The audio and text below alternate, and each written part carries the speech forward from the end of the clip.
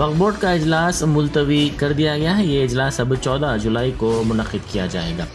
वक्फ board के एजेंडे को ताख़ीर से भेजा गया। इस सिलसिले में अरकान को तैयारी के लिए मौका नहीं दिया गया, जिस पर अरकान ने नाराज़गी का इजहार किया। इसलिए इस इजलास को मुलतवी कर दिया गया है। अब ये इजलास 14 जुलाई को होगा। इजलास में अरकान ने 14 जुलाई को इजलास मुनक़िद करने से इत्तेफाक किया।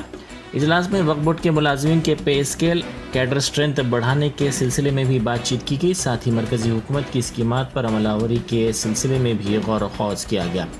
मुतवल्लियों के मसाइल के सिलसिले में भी बातचीत की गई और इस बात का फ़ैसला किया गया कि एक इजलास में मुतवल्लियों से उनके मसाइल के सिलसिले में समाअत की जाएगी और उनकी यकसुई के लिए इक़दाम किए जाएंगे।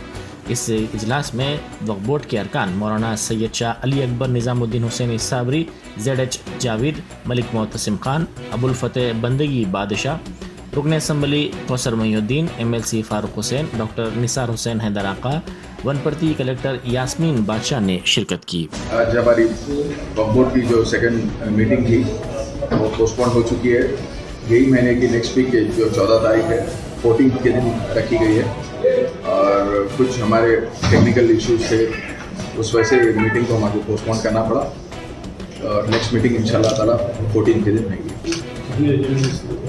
अभी तो प्रीवियस एजेंडेस थे, टोटल लाइक 84 एजेंडेस थे प्रीवियस के थे। अब नए एजेंडेस मिला के इंशाल्लाह हम 14 के दिन कंप्लीट करेंगे।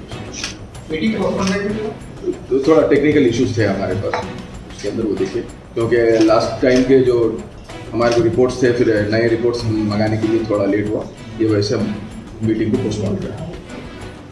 ठीक है।